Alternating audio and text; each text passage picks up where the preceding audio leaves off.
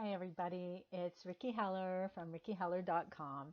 I help people with dietary restrictions learn to cook, eat, and love their food again without feeling deprived so they can focus on more important things like healing their bodies and enjoying their lives.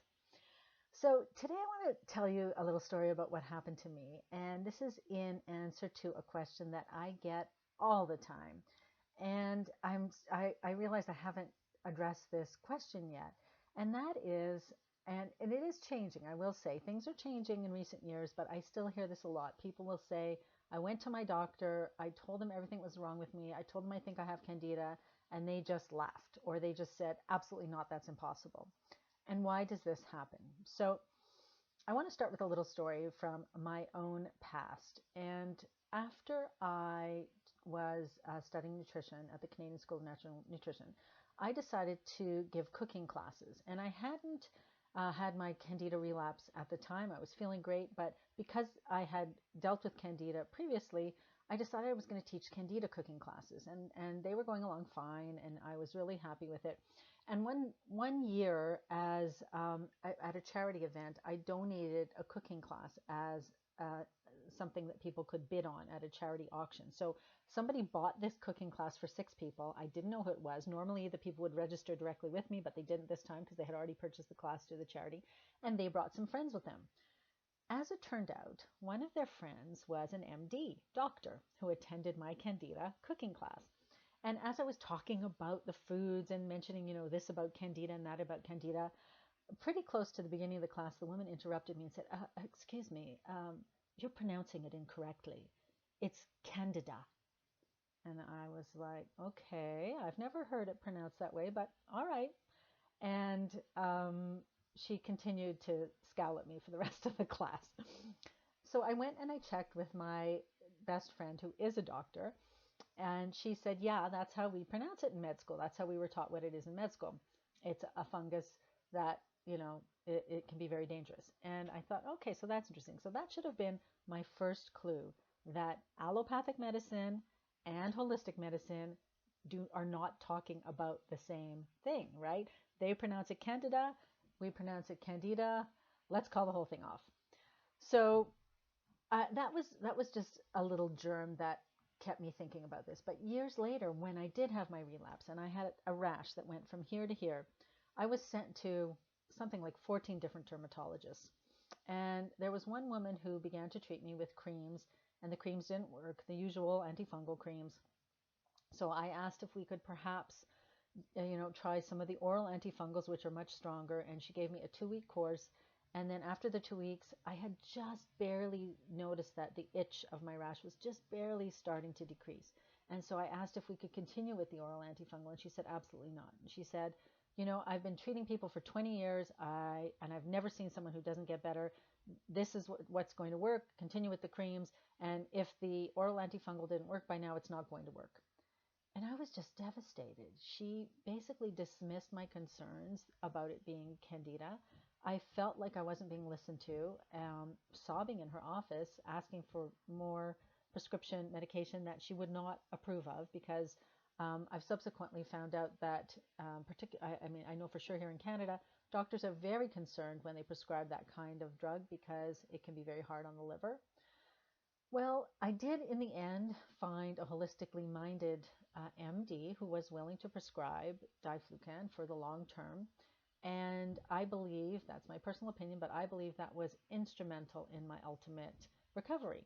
Of course, I also used all the supplements and I stuck 100% to the diet, but I now look back and see that nothing started to get better until I was hitting it from all bases. So it was a hugely traumatic experience for me, being told that no, what you think is wrong with you isn't wrong with you, and no, you should be getting better if that's what it is, and so therefore that can't be it.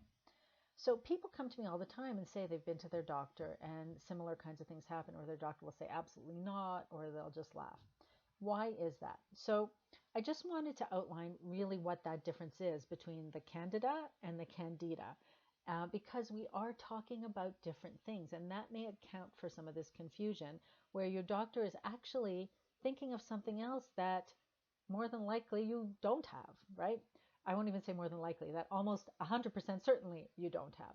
So when we look at the allopathic or conventional model, one of the most common strains of the candida strain, the fungus that causes problems, is candida albicans or candida albicans.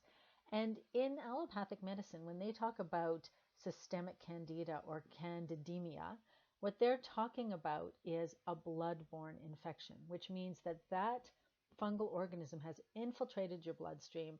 You have a full-on immune attack against it, and it is crisis.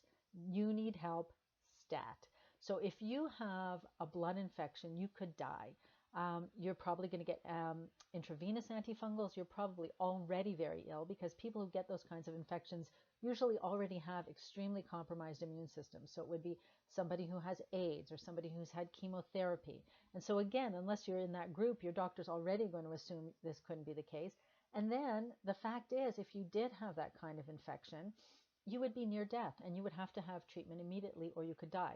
One of the sources I was reading about this commented that even with all the different treatments, what usually happens is that we have poor outcomes. In other words, you're dead.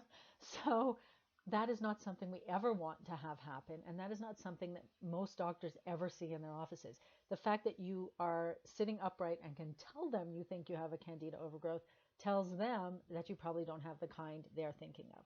So I think that's what accounts for this miscommunication, because in the holistic world, it's a little bit different.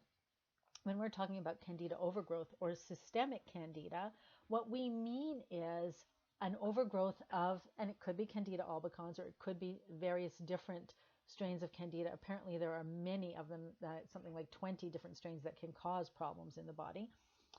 What we mean is, in your gut, where the candida normally lives in harmony with all the other microorganisms, it has grown out of control or out of proportion to an extent that it's wreaking havoc and causing problems for you and causing problems in your gut. So there's an imbalance or a dysbiosis in the gut, and there's too much of this fungus. If it keeps growing out of control and keeps growing out of control, you get all kinds of symptoms as a consequence, because it's like a domino effect. It causes, it excretes toxins, it decreases the number of the good microorganisms, and so then you start to see all the symptoms that we're so familiar with candida overgrowth, like digestive issues and constipation and all kinds of fungal rashes or foggy thinking, sugar cravings, all of those things. So it may just be a matter of speaking in terms that are more consistent with what your practitioner is used to. So if I had to go through this all again today, I would approach it very differently. First of all, I would immediately look for a functional medicine doctor, a naturopathic doctor, or an integrative medicine doctor, because they are the ones who are going to be more aware of this and who have begun to embrace the concept that there is candida overgrowth and that it does cause all kinds of problems.